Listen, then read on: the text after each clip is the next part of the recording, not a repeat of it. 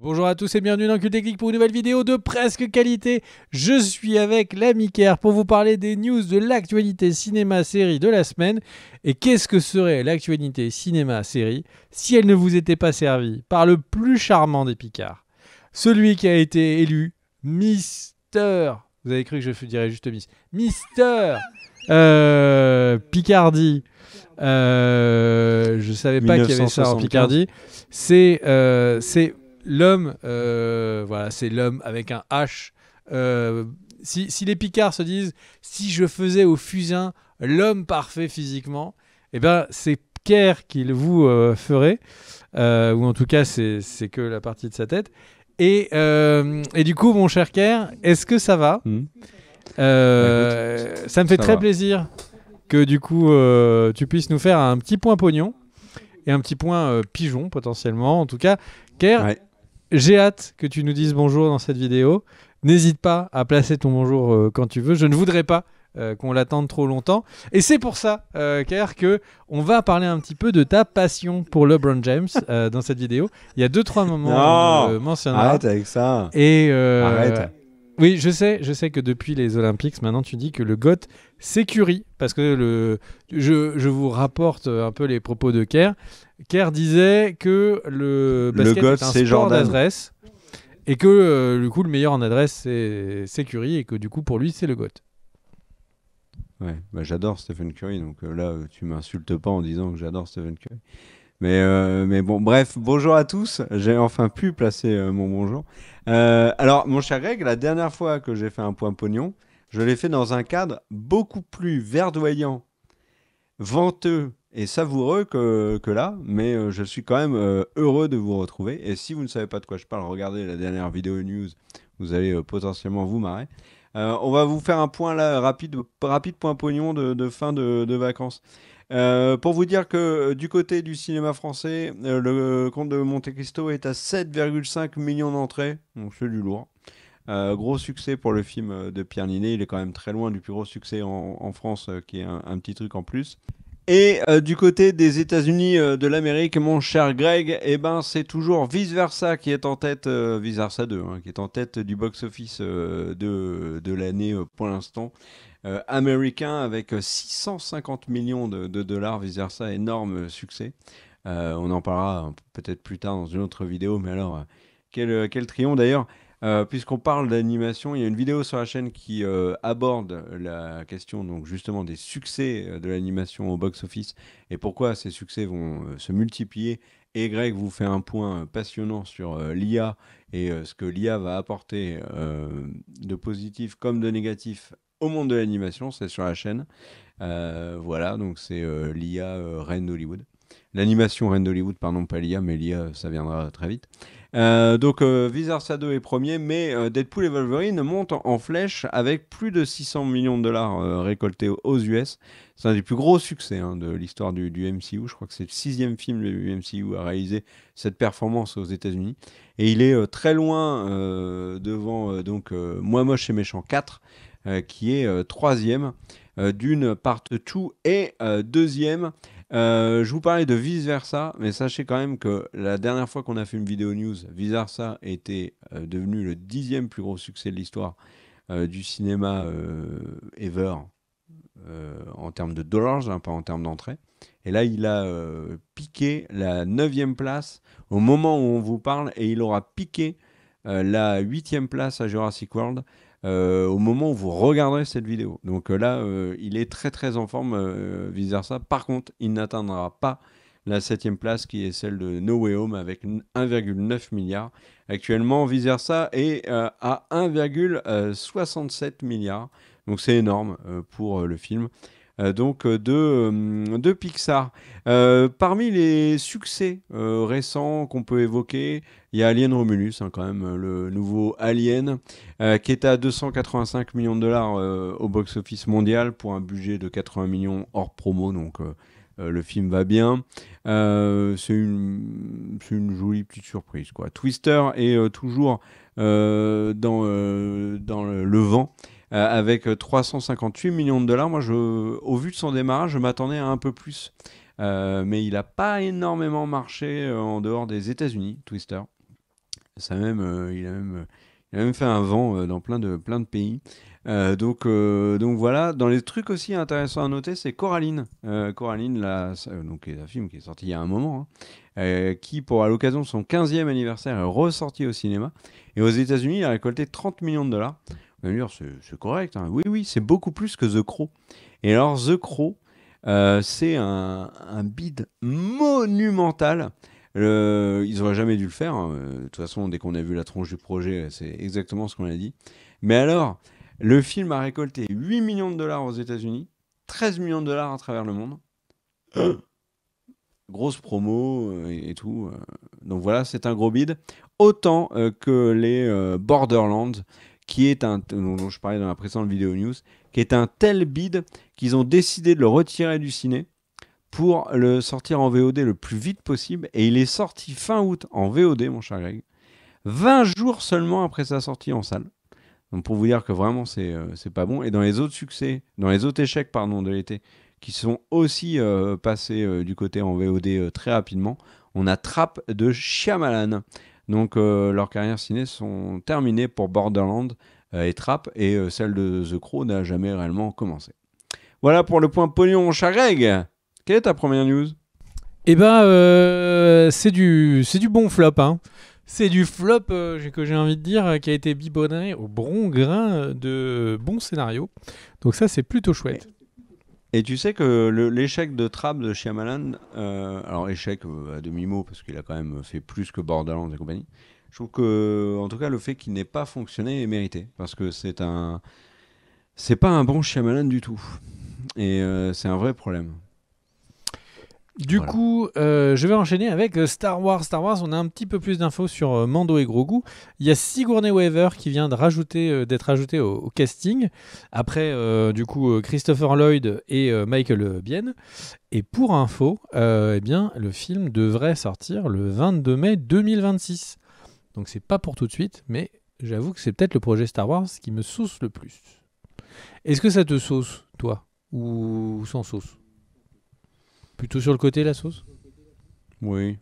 Si, parce que j'adore Mando, bien sûr, et Grogu, mais j'attends de voir ce qu'ils vont faire avec les séries. Logiquement, il y a Ahsoka saison 2 qui sort avant. J'attends de voir. J'ai été quand même un peu calmé par Boba Fett, parce qu'il faut bien reconnaître que c'était pas terrible, en dehors des scènes avec Mando. J'ai été pas totalement emballé par la saison 3 de Mando, et Ahsoka m'a vraiment calmé. Donc on va voir si ça tombe bien, c'est pas fait par exactement les mêmes personnes. Annapurna vient de faire un nouveau partenariat avec Remedy Entertainment. Effectivement, ils vont aller dans les deux sens. C'est-à-dire que le premier sens, c'est ils se sont octroyés avec ce partenariat la possibilité d'adapter à la fois en série, en film ou autre projet. Donc c'est vaste et on sent que c'est pas du tout encore bien ficelé. À la fois la licence Alan Wake et à la fois la licence de Control. Ça, c'est dans le sens de qu'est-ce que Remedy donne à Annapurna. Et Annapurna, dans l'autre sens, va cofinancer le prochain Control 2 que va, donc le jeu Control numéro 2 que va sortir Remedy. Donc nouveau type de deal où ça va un petit peu dans les deux sens et surtout on sent que c'est plus une question de thunes puisqu'il n'y a même pas de projet vraiment associé. On ne dit pas c'est la série Alan Wake et le film Control, mais bon, on verra ce que ça donne. Ouais. Et Annapurna, ce qui est un éditeur quand même qui a vraiment une cote indéniable depuis qu'ils ont sorti Outer Wilds ou Stray notamment. Les voir évoluer aussi vers des films et des séries, je trouve que c'est très intéressant. Et Alan Wake, gros potentiel, surtout quand on voit la qualité du 2. Quoi. Donc ça, c'est une chouette news. Tu veux que j'en fasse une, mon cher Greg ? Bien sûr. On est un peu là pour ça. C'est très bizarre que je te dise non. Bah ouais. Oui. Moi, je vais vous parler d'une news qui m'a beaucoup étonné quand elle est tombée. C'est une modification donc de la distribution de Paramount Plus en France. Alors, on en a parlé plein de fois en vidéo. Paramount Plus, au niveau global, est en mauvaise santé. Aux États-Unis, c'est comme beaucoup de plateformes en fait. Ils ont fait énormément d'investissements. Ils ont des retours avec trop peu d'abonnés et du coup forcément la plateforme est en difficulté. Ils ont annoncé aux États-Unis qu'ils allaient augmenter leurs tarifs. Ils ont annulé des séries. Halo notamment a été annulée. La série Oui, Evil bonjour. vient de se terminer. Oui, si on prend ma vanne. La série Evil s'est terminée et ah, je me suis fait contrevanner par ma vanne, c'est désagréable. Et la série Evil vient de se terminer, j'en parlerai après. Et en fait, le truc, c'est qu'en France, ils ont choisi une toute autre stratégie, et que je trouve très cool, puisque bah, du coup, j'en bénéficie. Enfin, vous aussi, hein, si vous avez Canal+, c'est que Paramount+, est maintenant sur Canal+, exactement comme les Apple TV+.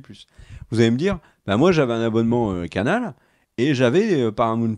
Oui, vous aviez accès, si vous aviez déjà le bon abonnement, vous avez accès à Paramount+, qui, grâce à un code avec Canal, vous permettait d'aller sur la plateforme Paramount+, et d'avoir accès au contenu. Là, c'est différent. Tout le catalogue de Paramount+, est maintenant dispo sans surcoût sur MyCanal quand vous au même prix. Oui. Waouh, c'est vraiment trop. C'est un vrai. C'est un vrai plus là pour le coup pour MyCanal. Alors je suis pas en train de vous dire de vous abonner à Canal ou pas, vous faites ce que vous voulez, on s'en fiche complètement. Mais si vous êtes déjà abonné, bah mine de rien, ça fait un gros ajout de contenu qui aurait pu arriver sur Netflix ou ailleurs, parce que mine de rien, Paramount Plus a des grosses séries. Evil, je l'ai dit, c'est à voir. Mayor of Kingston avec Jeremy Renner, excellente série qui va mériter d'avoir beaucoup plus de visionnage. Yellowstone. La France est complètement passée à côté de Yellowstone. Là, maintenant, c'est possible. From, dont on avait parlé dans une vidéo, mon cher Greg. Pareil, c'est du Paramount+. Donc là, là c'est cool. Et on voit déjà les effets. Yellowstone a fait un bond monumental dans les plus gros visionnages de MyCanal. Evil est actuellement première ou deuxième des visionnages sur MyCanal. Donc les productions Paramount sont mises en avant. Et c'est finalement pas mal parce que si c'est une manière pour Paramount qui réfléchit à des différentes solutions pour se sauver, si ça fait un plus pour Paramount et que ça leur permet de se sauver les miches, et donc par ricochet, parce que moi Paramount en soi je m'en fous, mais par ricochet sauver les séries que moi j'aime bien regarder, comme les séries Taylor Sheridan ou Evil ou d'autres, c'est très chouette. Donc voilà. Donc mine de rien, gros changement dans l'univers des plateformes en France. À toi, mon cher Greg. Eh bien, alors, une rumeur que vous avez déjà peut-être entendue sur The Batman, donc le film de 2022, adapté en jeu vidéo, eh bien c'est faux. James Gunn vient d'annoncer que cette rumeur est entièrement bidon, donc ne la croyez pas si vous la voyez. Je disais qu'on allait parler du GOAT de Kerr, donc GOAT, un terme pour dire le greatest of all Michael time, Jordan, le meilleur de tous les temps. Donc il me parlait donc de LeBron James et de celui qu'il m'a dit être potentiellement un futur GOAT, Jason Tatum. Oh non, tu vas... Et donc en fait, pourquoi est-ce que... Tu vas dire des trucs que j'ai jamais dit. Pourquoi est-ce que on vous... Déjà, la dernière fois, tu m'as fait le coup avec Prometheus, quoi. Prometheus, le film préféré de Kerr, mais ça sortait d'où, ça? Bah, de toi. Tu t'assumes plus après. Bon, donc en fait, pourquoi est-ce qu'on vous parle du GOAT de Kerr? C'est tout simplement parce que il y a une docu-série, donc un documentaire, je sais pas pourquoi on appelle ça une docu-série, un documentaire en plusieurs épisodes, docu-série, qui s'appelle Starting 5, donc le 5 de démarrage, et bien en fait qui va sortir sur Netflix. Kerr en avait parlé il y a quelques temps, que ça avait pas mal de potentiel, mais là ça arrive vraiment très très vite puisque c'est le 9 octobre et je voulais vraiment en reparler parce que quand la news était tombée, bon, moi je disais, Kerr, ton Jason Tatum, t'es mignon, mais moi je le vois pas GOAT. Et le truc, dans la c'est liste, la liste, ils sont quand même, avec et la recul, liste ils ont est hyper bien choisi. Absolument folle parce que du coup, ils vont avoir notamment, particulièrement le focus sur LeBron James, Tatum et Anthony Edwards. Et ça, c'est quand même absolument phénoménal de pouvoir suivre ces trois-là sur la saison précédente. Ce sera plus Sabonis, qui a fait sa meilleure saison NBA. Mais non, Kerr. Là, t'as tout gâché, quoi. Ça fait 1 an que Sabonis, il fait des stats de fou, et tout le monde fait exprès de ne jamais le citer. Et toi, là, t'es là, et tu dis Sabonis. Ah non, moi. Non, Sabonis c'est pas possible. absent au All-Star Game est un scandale. Donc, je l'ai Mais dit. voilà, mais on fait tous exprès de l'oublier. Bon, allez, sacre bleu. C'est un truc, on va lui dire surprise et tout l'année prochaine. Enfin bref, t'es pas dans le truc. Donc en fait, du coup, il y aura 10 épisodes. J'ai hyper hâte.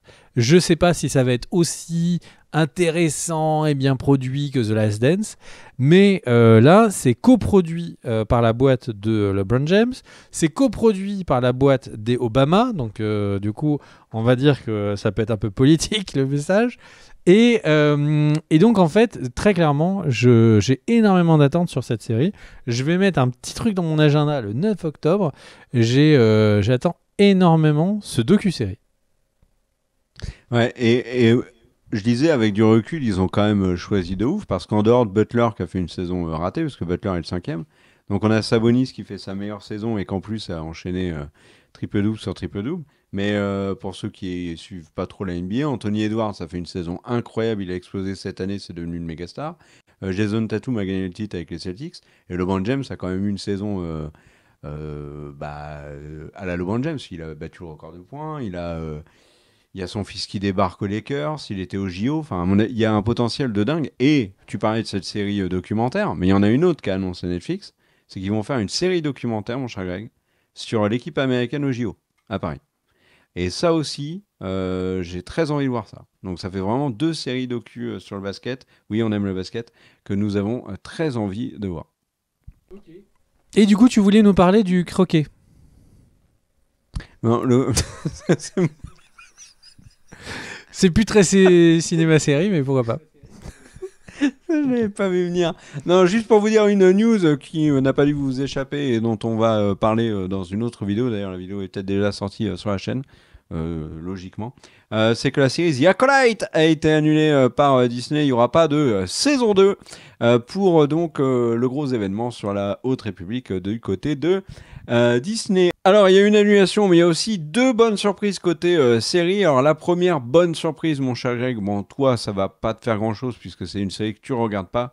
Mais je vous avais parlé en long, en large et en travers, à travers différentes vidéos news, de l'évolution de Yellowstone, qui avait officiellement été annoncé comme terminé à la fin de la saison 5, dont la deuxième partie va être diffusée en fin d'année. On rappelle, hein, Kevin Costner, embrouillé avec la prod, s'est fait virer de la série. Et donc, ils avaient dit, bon, puisque Kevin Costner n'est plus là alors qu'il est le héros, on fait une deuxième partie de saison sans lui, et on arrête, et on part sur des spin-offs. Et bien, figurez-vous que Paramount Plus est en fait en train de négocier avec le casting pour le retour de la série pour une saison 6, avec Taylor Sheridan toujours, et qui serait davantage centré sur d'autres personnages, notamment les personnages interprétés par Cole Hauser et Kelly Reilly. Si vous aimez Yellowstone, c'est une très bonne nouvelle. Mais la super bonne nouvelle, mon cher Greg, et là, vraiment, dans cette vidéo, essaie de me trouver une aussi bonne nouvelle que celle-là. Ted Lasso va avoir une saison 4, en tout cas c'est bien parti. Une grande partie du casting a signé. C'est toi qui as donné la meilleure nouvelle en fait, c'était juste avant. L'annulation de The Acolyte. Non. Ted Lasso, c'est bien mieux le fait qu'elle revienne. Moi, je préfère le retour d'une série que j'adore. Ok, je comprends. Tu préfères être positif et voir la vie plutôt du bon côté que de te focus sur le côté vraiment dark et sombre. Ok, d'accord.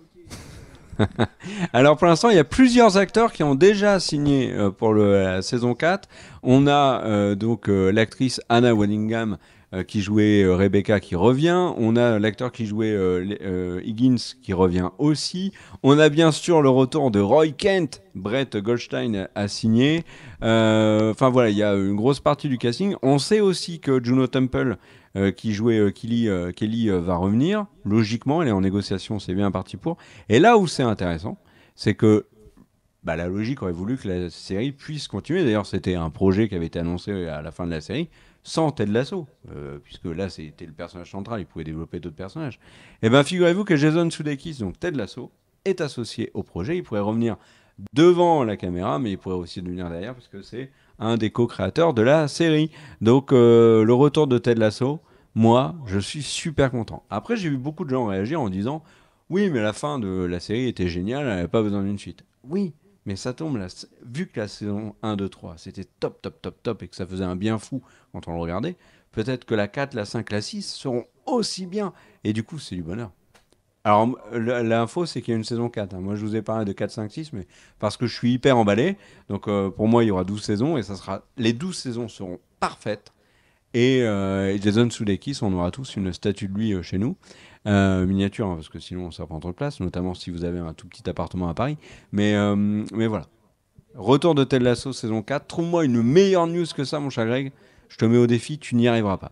Une annonce de fou, puisque tu veux des annonces de fou. Terminator 0, une série d'animation sur Terminator, est sortie. Voilà, si ça t'intéresse.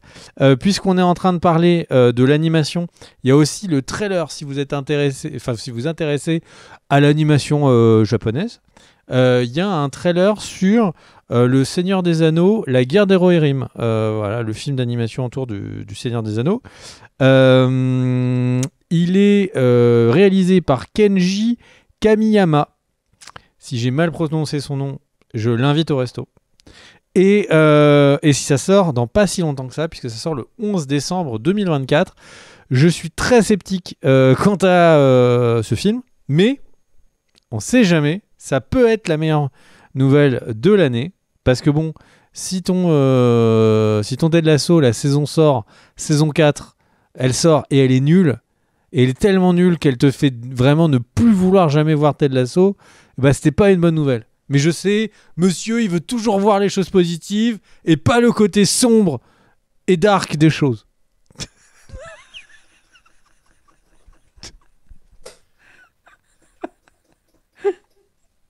Voilà, pour l'instant, t'as aucune des news que tu m'as fait qui me renverse, contrairement à Ted Lasso. Voilà. Moi, je vais vous parler d'un autre truc, mon cher Greg, qui, pour le coup, m'a calmé un peu. C'est les annonces qui ont été faites sur le nouveau Jurassic World, qui s'appelle Jurassic World Rebirth. Quand ils nous ont vendu le projet en disant ouais, il y a Gareth Edwards qui va réaliser le film. Alors, au début, d'ailleurs, c'était pas lui, mais au final, c'est Gareth Edwards. Le réalisateur de Monster, le réalisateur de Godzilla, le réalisateur de Rogue One, le réalisateur de The Creator. Qui va réaliser le nouveau Jurassic World. Ils avaient dit nous, on en a terminé avec la trilogie Jurassic Park, Alan Grant, c'est Terminado. On a terminé avec Jurassic World, Chris Pratt et Bryce Dallas Howard et rentrent chez eux. Nous, on va faire un nouveau truc, complètement à part. Vraiment, vous allez être sidérés, le projet est dingue. Ils ont annoncé le casting hyper quali. On a Scarlett Johansson dans le rôle principal du truc. On a Mahershala Ali aussi qui joue dedans. On a Rupert Friend. Il y a Jonathan Bailey de Bridgerton. Et Scarlett Johansson avait dit ouah, j'ai eu le scénar, franchement incroyable, quoi. Et ils nous ont balancé le pitch de Jurassic World Rebirth, mon cher Greg. Et c'est là où je me suis dit, mais ils nous prennent pour les teubés ou quoi? Donc déjà, ils nous disent c'est complètement coupé des films, etc. Donc on pouvait imaginer un truc un peu original. Non, en fait, c'est juste 5 ans après les événements du dernier Jurassic World. On est dans une terre où, globalement, les dinosaures ne peuvent pas vivre en liberté parce que c'est vrai qu'un T-Rex, quand vous êtes sur le périph', c'est relou.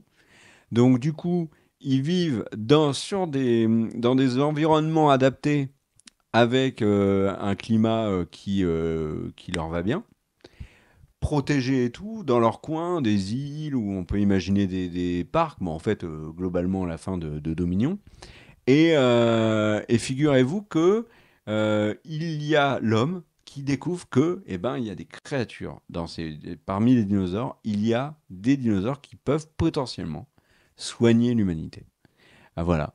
Donc du coup, Scarlett Johansson, elle va là-bas dans le cadre d'une opération top secrète pour aller récupérer des extraits d'ADN de ces dinosaures-là pour pouvoir soigner l'humanité. Elle y va donc dans son expédition. Elle est entourée par Mahershala Ali, par le mec de Bridgerton, etc. Et bien évidemment, il y a un grand méchant qui a d'autres projets absolument diaboliques. Et il est interprété par Rupert Friend, qui était un des acteurs de Homeland. D'ailleurs, il était exceptionnel dans Homeland. Il est dans Homeland à partir de la saison 4. Et voilà. Et alors, pas de bol. En plus, quand ils y vont, il tombe sur une famille qui a chaviré sur l'île où il y a les dinosaures en plus. Quel pitch merveilleux, franchement. Bref, ça m'a calmé. On verra ce que ça va donner, hein, ce Jurassic World Rebirth, qui a d'ailleurs 2 images. On voit Sky Johansson et Jonathan Bailey en train de regarder un truc comme ça. Donc, on peut supposer que c'est un dinosaure. Et on a également une image de Mahershala Ali avec une petite lumière qui fait quand même très très penser à Alan Grant dans Jurassic Park. Donc en plus, si ça se permet des clins d'œil à Jurassic Park, on est vraiment dans un film qui veut rompre avec ce qui a été fait par le passé. Ça, c'est chouette. Voilà, il y a aussi le nouveau logo. Mais bon, on verra. En tout cas, il sort dès l'été prochain. Hein. Donc le film, ils n'ont pas de temps à perdre, il arrive. Voilà mon cher Greg, ce Jurassic World Rebirth, t'as envie de le voir ou t'as pas envie de le voir? Franchement, c'est Jurassic Park, donc j'irai le voir. Donc j'ai envie de le voir. Est-ce que j'ai très envie de le voir? On n'a pas vu tous les Jurassic Park. De quoi? On n'a pas vu tous les Jurassic Park, Jurassic World au cinéma. Le Dominion, toi comme moi, l'avons boycotté. Hein. Bah tu vois, on l'a vu une fois sorti en Blu-ray. Je me souvenais pas du tout que j'étais pas allé voir au ciné. Ouais, et moi je l'ai boycotté, c'est le seul. Mais attends, mais c'était dans les années Covid, non? C'était aussi ça. C'était après. Non, c'était après, on n'est pas allé le voir. Je ne sais pas. C'est sorti un été, on avait dit non, mais là vraiment, les critiques étaient cata, on avait dit ok. J'ai trouvé une news plus positive. Que Ted Lasso ? Que Ted Lasso. Que Ted Lasso qui devrait être remboursé par un sécu tellement il fait du bien à tous ceux qui la regardent. Donc, vas-y. C'est une news, c'est la SAG-AFTRA, la grande association des acteurs et tout, qui a félicité le gouvernement, l'État californien, pour une nouvelle loi sur l'IA qui est sortie. Je me suis dit, on va se renseigner, qu'est-ce que c'est? Donc, j'ai découvert plusieurs choses. La première, c'est que OpenAI se félicite d'avoir atteint les 200 millions d'utilisateurs. Ça, c'est juste pour la petite info de la taille du truc.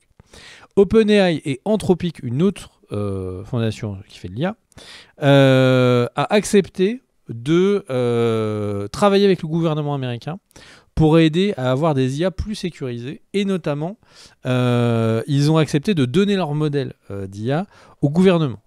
C'est toujours... Je veux vraiment que tu saches que c'est une news très positive. C'est toujours très positif de donner des trucs aussi dangereux au gouvernement.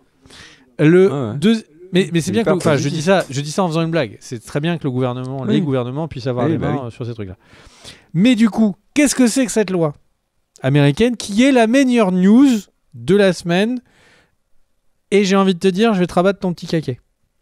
C'est une loi pour l'innovation sûre dans les modèles d'IA pionniers. À quoi sert cette loi?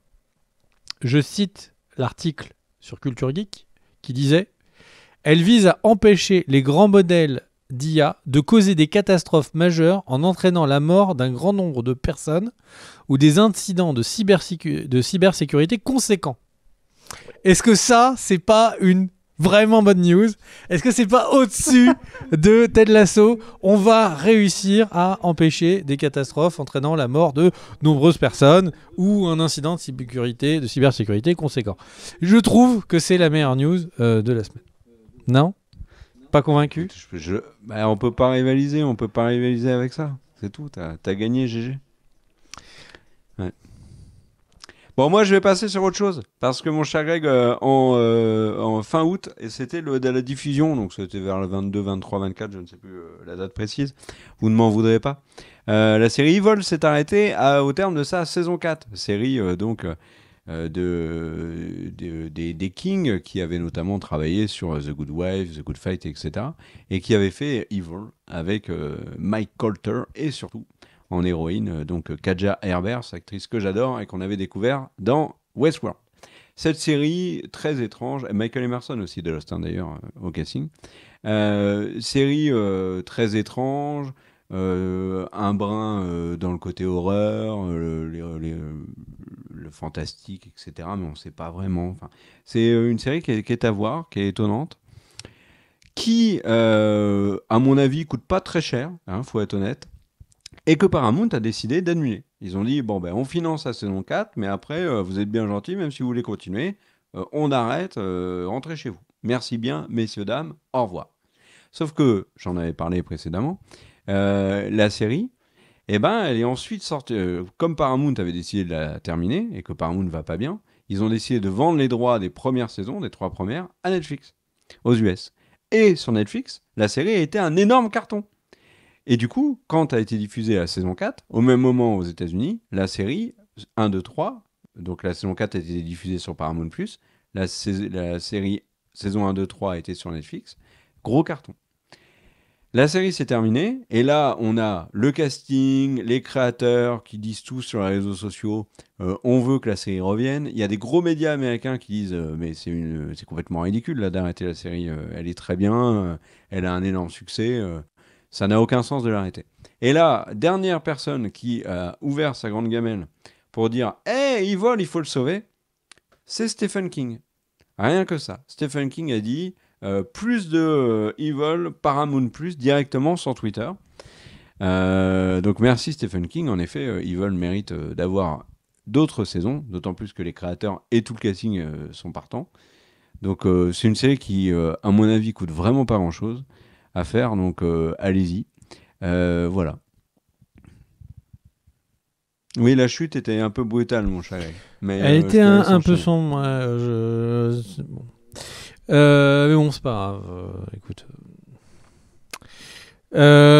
Du coup, eh bien, alors, les petites annonces. Il y a une nouvelle série Marvel qui vient d'être annoncée. C'est Vision Quest, qui sera le deuxième spin-off de l'univers de WandaVision. Et eh bien, l'annonce, c'est quoi ? C'est que cette série sortira en 2026, mais également qu'il va y avoir le retour de James Spader, qui a fait la voix de Ultron. Ouais. Voilà. T'es chaud ? Alors, j'ai découvert un truc de dingue sur James Spader. Alors, je ne sais pas pourquoi, peut-être il était malade ou enfin d'autres raisons. Mais en tout cas, il n'a rien fait d'autre depuis Ultron que la série The Blacklist. C'est dingue quand même parce que c'était un acteur quand même important.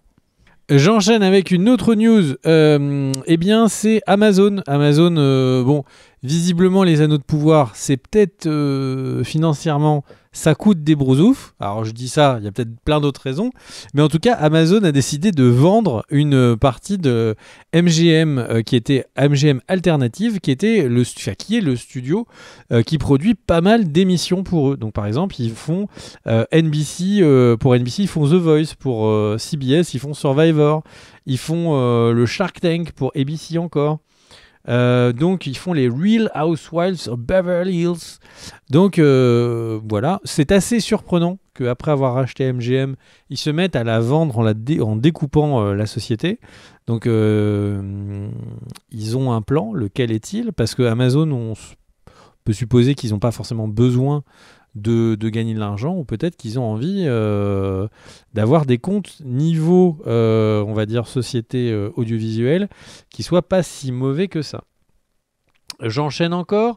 Il y a eu une grosse attaque ou défense, on peut présenter les choses de deux manières, de Netflix, Apple TV+, Amazon et Disney, enfin les studios Walt Disney, qui ont fait une grosse pression sur plusieurs gouvernements, notamment le gouvernement américain, et qui ont réussi à faire passer une loi, enfin des lois de anti-piratage dans plusieurs pays, mais notamment qui ont réussi à faire organiser, de faire tomber beaucoup de sites de streaming pirates, et notamment, visiblement, alors j'ai découvert avec cette actualité que beaucoup de sites pirates, en fait, avaient une origine en Thaïlande, et ils ont réussi à faire tomber, du coup, plusieurs plateformes de streaming pirates en Thaïlande.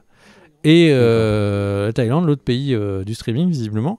Et ils sont allés démonter les sites thaïlandais qui, visiblement, leur faisaient de l'ombre. Donc, on sent que les plateformes, ils montent les prix, ça a déclenché une petite folie du téléchargement pas légal. Et du coup, ils sont tous en train de dire on va fermer les vannes. Parce que là, le fait que la pression monte contre le piratage, c'est maintenant dans les news toutes les semaines. Voilà, mon cher Kerr. Très bien. Et ben moi, je vais vous parler d'un truc qui est assez étonnant. C'est le sort de la série de Cédric Clapiche, Salade grecque. Salade grecque, c'est l'adaptation en série, une suite de l'Auberge espagnole. Hein, vous savez, avec Romain Duris. Et ben, ils en ont fait une série qui a été diffusée sur Prime Video. Et figurez-vous que France 2 a récupéré les droits de diffusion de Salade grecque. Ils auraient pu en faire un truc super stylé. Là, récemment, ils ont récupéré une série, Nautilus, série américaine, que Disney+ avait commandée. Et une fois qu'elle avait été terminée, Disney+ a dit bah, nous, on la diffuse pas. Du coup, France 2 a récupéré Nautilus, donc de Jules Verne, l'a diffusée, et les critiques sont plutôt vraiment positives. Donc c'est une bonne surprise. Et bien là, ils ont récupéré Salade grecque de Clapiche, et ils ont dit bah nous, on va massacrer la série. Donc ils avaient prévu le 14 août de diffuser la série entièrement, à la suite, commençant à 21h. Sauf qu'en fait, il y a le présentateur de Pyramide et de Fort Boyard, Patrice Affon, qui est décédé. Donc ils lui ont fait une soirée d'hommage. Voilà. Et du coup, ils ont décalé la diffusion de Salade grecque. Ils l'ont reprogrammé au 16 septembre, mon cher Greg. Sauf que, c'est là où c'est complètement dingue. Ils vont diffuser la série de CD Clapiche, qui est quand même pas n'importe qui, CD Clapiche. Suite de l'Auberge espagnole, qui a quand même été un succès. Et bien, cette série Salade grecque sera diffusée sur France 2 de 23h jusqu'au petit matin, puisqu'ils vont balancer les 8 épisodes à la suite. C'est complètement incroyable. T'es pas étonné, là ? Si, mais ça a l'air d'être plus des raisons de deal ou de droit qu'une raison logique. Oui, bien sûr. Mais alors, qui la diffuse tout de suite de 23h à 8h du mat, s'ils ont envie, il n'y a pas de problème. Mais qui prévoit le 14 août de la balancer en prime time pour que le prime dure pendant 8 heures de série. Mais c'est un délire. C'était prévu de 21h à 4h du matin quand même, 8 épisodes. Enfin, qui va se mettre à 21h devant sa télé et se dire ouais, je vais me mater une petite série jusqu'à 4h du matin, on va voir si c'est bien. Mais enfin, qu'est-ce qui vous arrive ? Alors, je veux bien croire que c'était le milieu de l'été, c'était la veille du 15 août, mais quand même, soyez un peu sérieux. À toi, mon cher Greg. Alors moi, je vais faire un petit point sur la télé classique, puisque tu en parles. Il y a eu plusieurs dossiers qui sont sortis là sur la télé, et particulièrement la télé américaine et la télé câblée, qui, on le rappelle, est encore une source très importante des revenus pour tous les gros streamers, puisque soit ils vendent du contenu, soit ils rachètent du contenu, soit ils sont carrément, dans le cas de Disney+, ou d'autres gros mastodontes, ils possèdent des boîtes de streaming, mais aussi des chaînes sur lesquelles ils diffusent du contenu. Et en fait, visiblement, les revenus continuent de baisser. Donc là, quand on regarde l'intégralité des plateformes, j'avais par exemple dit que pendant les JO, il y avait eu une explosion des revenus pour les JO spécifiquement, etc. Mais globalement, quand on regarde la télé classique, les revenus ne font que baisser. Et surtout, les plateformes de streaming sont elles-mêmes concurrentes des chaînes classiques. Ce qui amène en fait de plus en plus de boîtes de notation, donc c'est-à-dire c'est celles qui vont conseiller si oui ou non mieux vaut aller, si vous risquez de perdre de l'argent si vous investissez sur Disney par exemple en achetant des actions en bourse. Et de plus en plus, les agences de notation de ces grosses sociétés sont en train de dire qu'ils vont revoir à la baisse les notations de ces grosses boîtes de production parce que elles sont il est trop incertain qu'elles vont continuer à gagner de l'argent à plus ou moins court terme. Ce qui aura un impact très clair, puisqu'à chaque fois que quand ces grosses sociétés qui sont en bourse commencent à générer moins de profits, tout de suite, il y a énormément de licenciements, des projets qui s'annulent, etc. Donc ça sent pas bon. Et puisque je parle de ça, il y a en ce moment des bras de fer sur la diffusion même de ces chaînes aux États-Unis.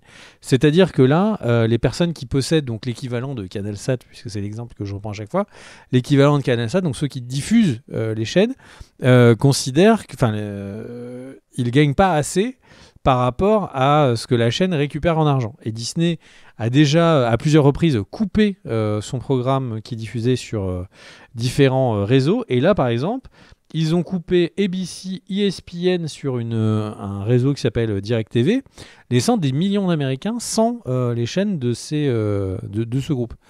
Disney a dit faut pas considérer que c'est notre faute, on n'est pas là pour se faire alors je résume, mais c'est un peu pillé par les diffuseurs. Et donc en fait la situation tendue visiblement va devenir de plus en plus tendue, et je pense que les licenciements qu'on a pu voir sur les grosses plateformes de stream, sur les grosses majors de ciné, séries, je pense que c'est que le début, et surtout, on n'est que au début de la suppression de beaucoup de contenu. Et si on ouvre un petit peu ce sujet, globalement, je ne sais pas pour vous, mais moi, j'arrive plus du tout à suivre tout ce qu'il y a de bien dans une semaine. C'est plus possible. La question, c'est quelles sont vos plateformes et qu'est-ce que vous allez avoir envie de voir qui est bien dans ces plateformes. Et vous allez croiser les doigts pour avoir la plateforme qui a les contenus que vous aimez le plus. Et en fait, cette phase qu'on est en train de connaître de l'explosion, il y a trop de contenu, on n'a plus le temps de regarder, etc., il est probable que juste pour des raisons comme on n'est pas non plus passé à 35 milliards d'êtres humains sur la planète du soir au lendemain, parce qu'ils avaient décidé de vendre pour 3 fois plus de gens en abonnement, et du coup que tout ça se rééquilibre, et potentiellement, on en a déjà parlé, mais des plateformes de streaming vont disparaître. Et vous avez peut-être vu que Amazon Prime, sur ce sujet, avait un peu changé sa plateforme. Maintenant, non seulement ils mettent en avant 2 nouveaux onglets, donc l'onglet auquel on avait commencé à voir apparaître, qui était des bundles. Vous achetez, pas Disney+, mais vous achetez Paramount, vous achetez Max, etc., via Prime. Mais aussi, en fait, que visiblement, ces bundles vous donnent accès à des chaînes de télé. Et Prime s'est mis à faire de la diffusion de télé en direct. Et donc, en gros, vous pouvez acheter Max, et Max vous donne accès à toutes les chaînes Warner, également en diffusion. C'est assez... c'est une espèce de retour dans le passé. Et je me suis dit, mais attends, mais ça veut dire qu'il y a des chaînes. On a d'un côté le streaming où on va regarder ce qu'on veut, et de l'autre côté... on va regarder juste l'épisode qui est en ce moment parce que...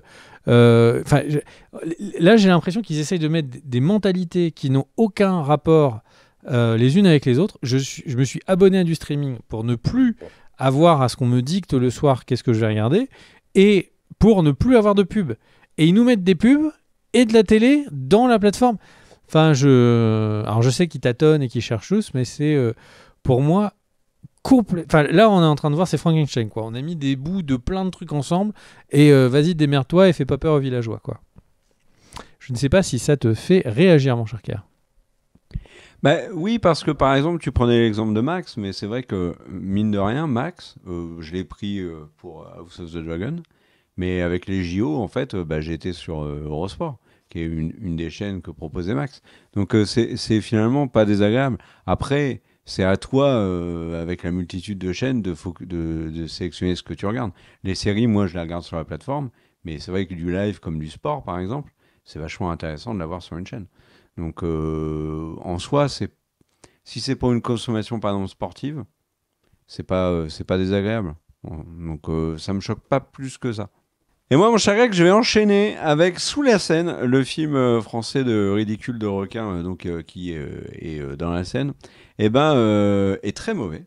C'est pour ça que je dis qu'il est ridicule. Mais il est aussi le premier film français à dépasser les 100 millions de vues sur Netflix à travers le monde.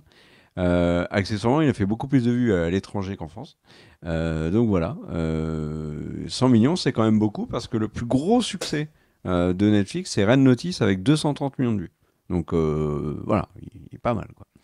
Puisque je parle de Netflix, ceux qui ont vu la série dérivée de Sandman, Dead Boy Detectives, calmez-vous, parce que vous n'aurez jamais la suite. Voilà, il y a la série. Je vous l'annonce de manière un peu brutale, mais surtout si vous vous êtes fait tatouer. Tu sais que j'ai vu la news et je me suis dit, mais je sais même pas ce que c'est que cette série.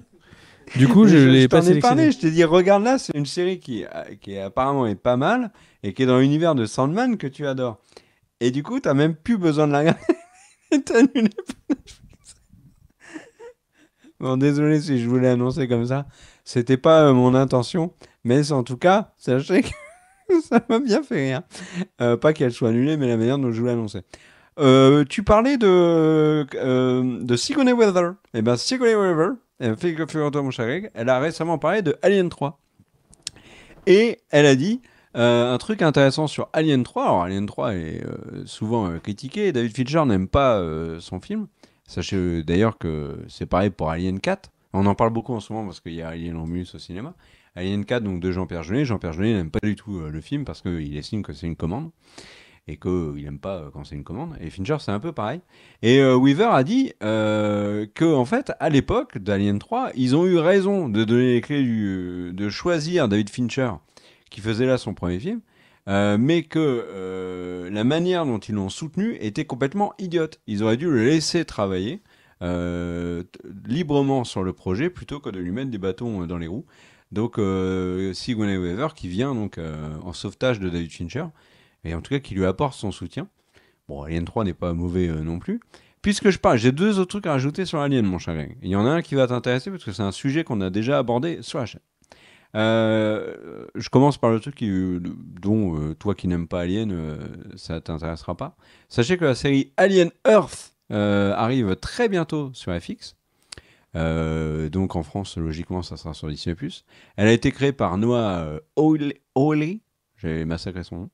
Et figurez-vous que Noah, qui donc travaille sur cette série, qui racontera logiquement l'arrivée d'un xénomorphe sur Terre, 30 ans après le premier film Alien, eh ben, ne devrait pas être une mini-série, puisque Noah, il a dit, eh ben moi, je compte bien bosser 10 ans sur la série. Donc, soit il prend vraiment son temps, et donc on a un épisode par an, soit en fait, il y aura plusieurs saisons. Et c'est ça, bien évidemment, qu'il faut comprendre dans les propos de Noah Hawley sur Alien Earth. Et je vais vous parler maintenant de Romulus, que je suis allé voir au cinéma. Et figurez-vous qu'ils ont fait un truc dans le film qui m'a énormément énervé.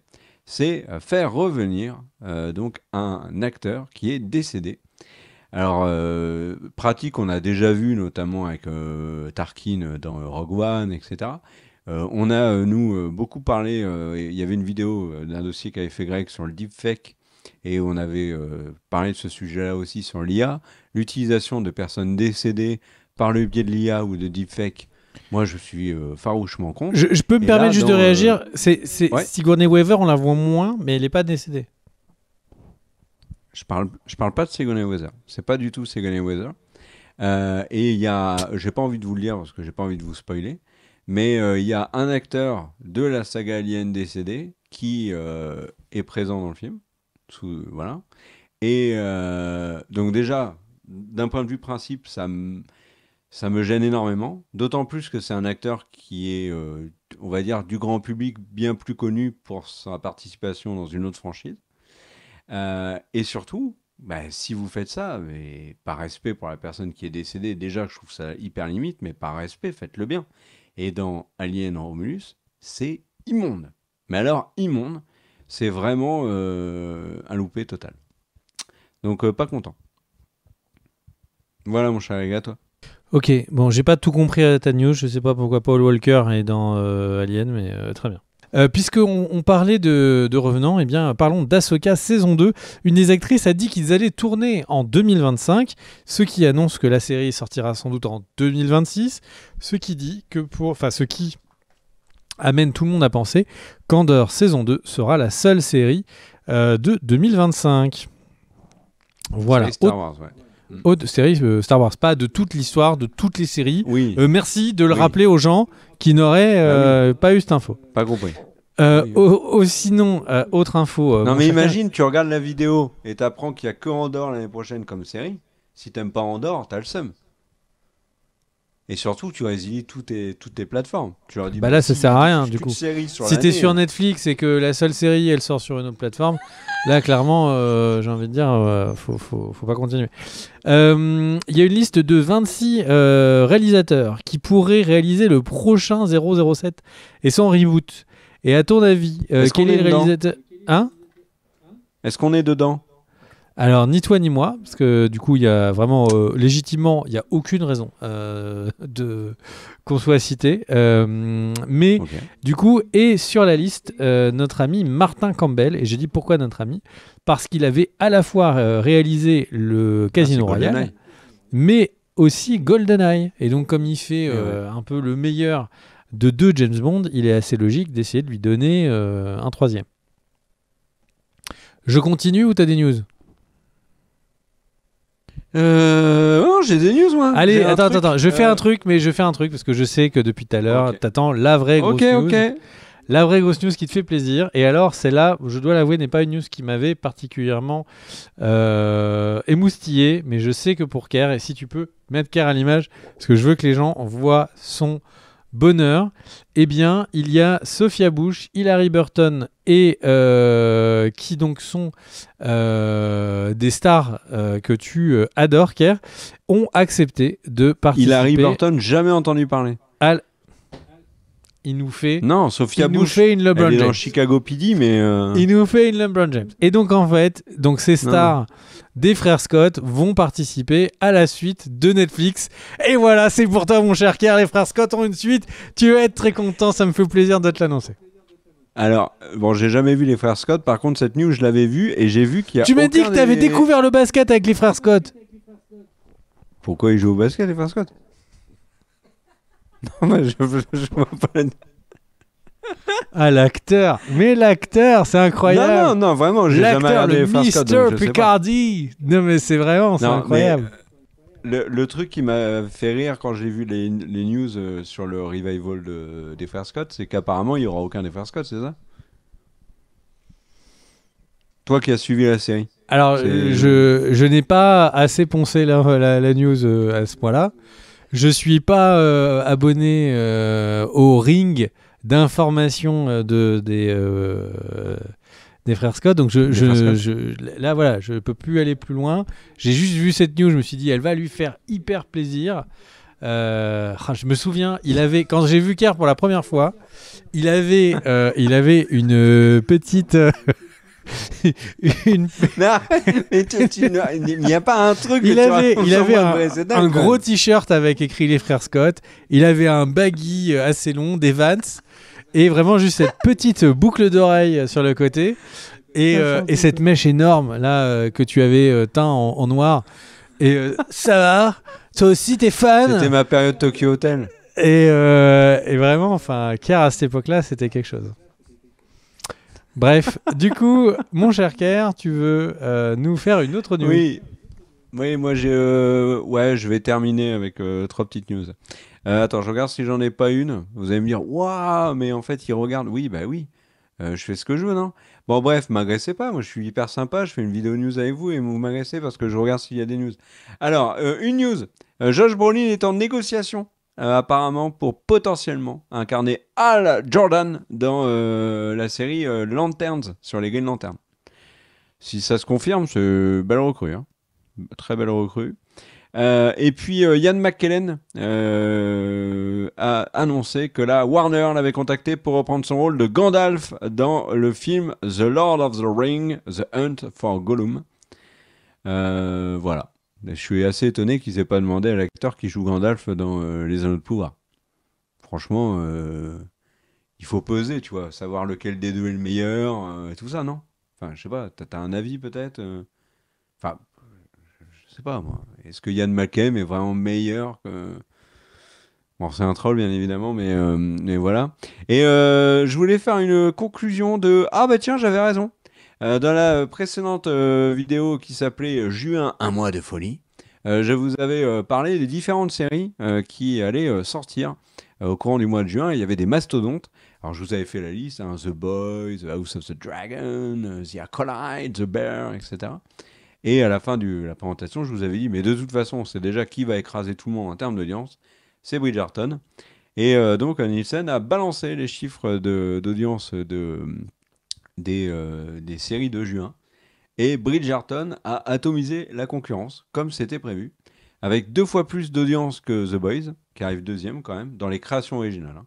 The Boys est 2e, House of the Dragon est 3e, et The Acolyte est 867e. Plutôt pas mal. Top 1000 quand même, c'est pas mal.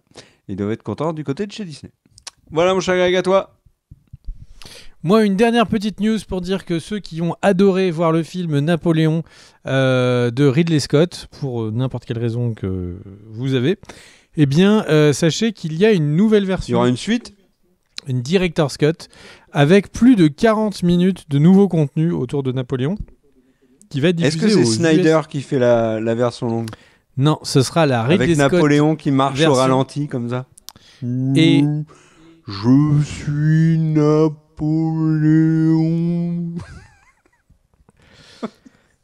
Et du coup, sur Apple TV+, aux US, et donc on suppose que ça arrivera dans bien longtemps en France, sur Apple TV+, aussi. Voilà, moi j'avoue que déjà j'attends que le film sorte en Blu-ray. Et je dis ça se trouve il est déjà sorti, pour pouvoir le voir. Je crois qu'il est sorti Napoléon en Blu-ray. C'est vrai ?